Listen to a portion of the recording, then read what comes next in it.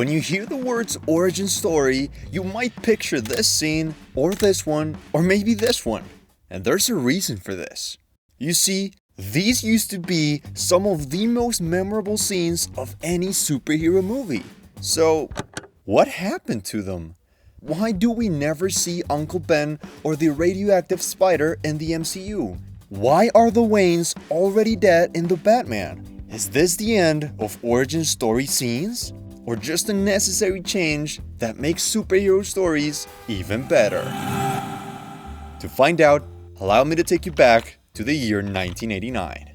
The movie Batman, starring Michael Keaton, is the first film to ever show the world the famous alleyway scene where the Waynes tragically, and just like this one, there were others to come.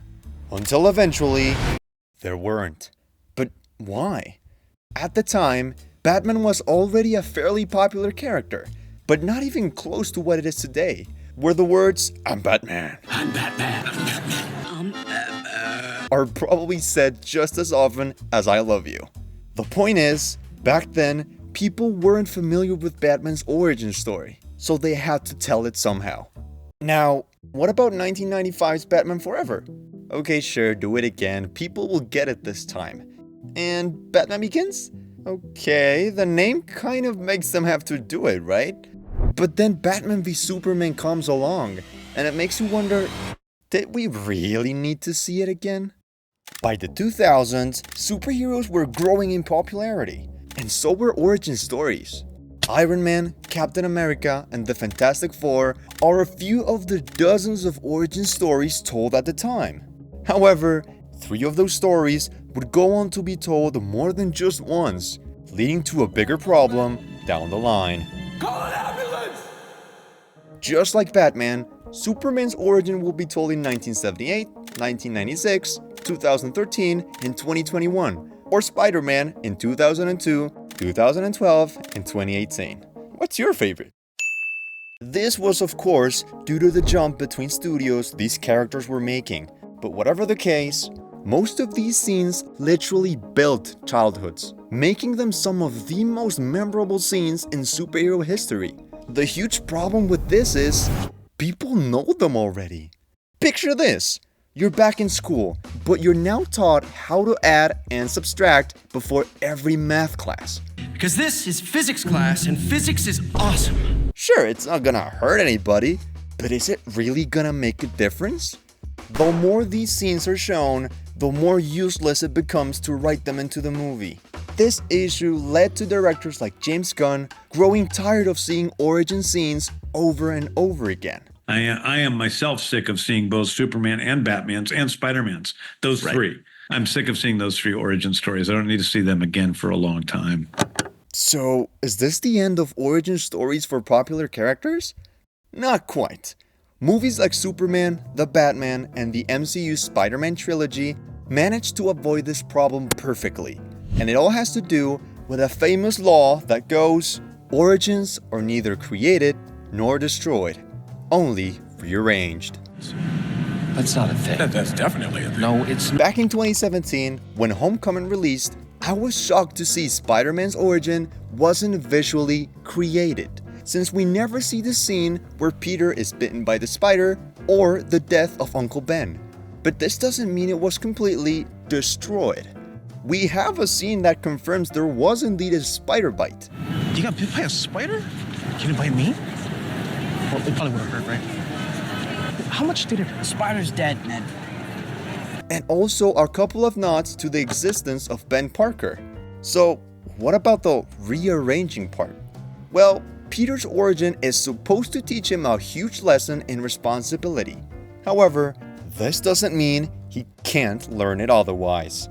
Instead of having Ben as a mentor, he's got Tony. I can't. Instead of hearing the famous quote at the beginning of his story, he hears it later down the line. And instead of only losing his uncle, he lost everything. But how is this a good thing?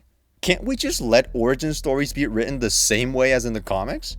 Well, yes, but it simply wouldn't be as interesting anymore. One of the huge benefits of rearranging the origin story is that we can spend more time focusing on what really matters. Cool fight scenes. Okay, not necessarily, but it does happen. We no longer need to see Superman learning how to fly, or Spider-Man making his very first suit, although I do miss that a lot. Hell yeah. This gives directors a bunch of freedom, usually resulting in a more interesting movie. However, this also poses a bigger question, because sure, popular characters can get away with rearranging their origin story, but what happens when the character isn't popular at all? That is when you call... No, James Gunn. We've agreed how popular origins become redundant the more they're told.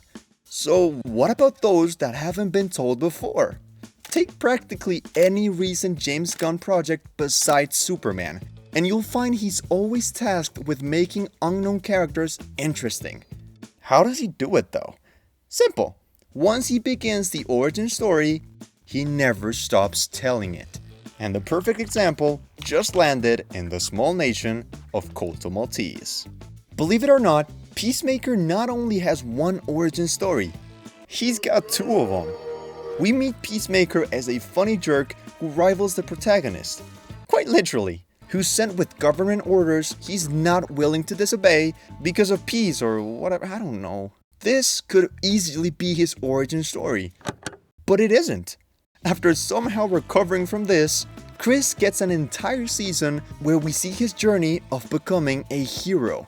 But isn't this what origin stories are all about? Exactly.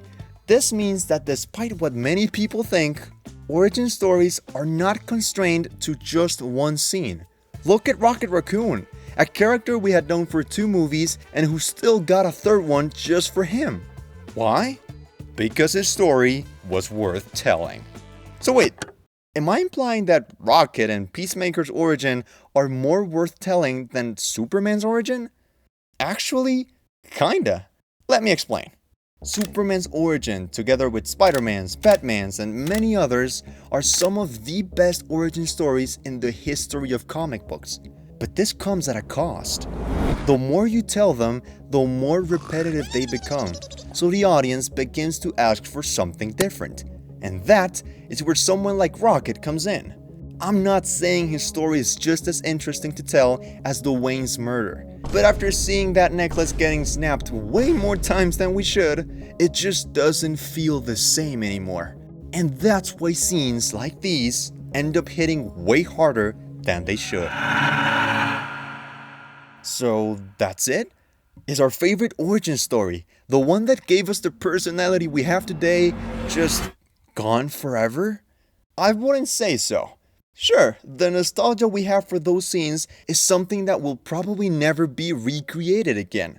But it doesn't mean the story is gone. It'll only be rearranged. Now go and give a chance to Peacemaker, because his origin, just as many others, is a story worth telling.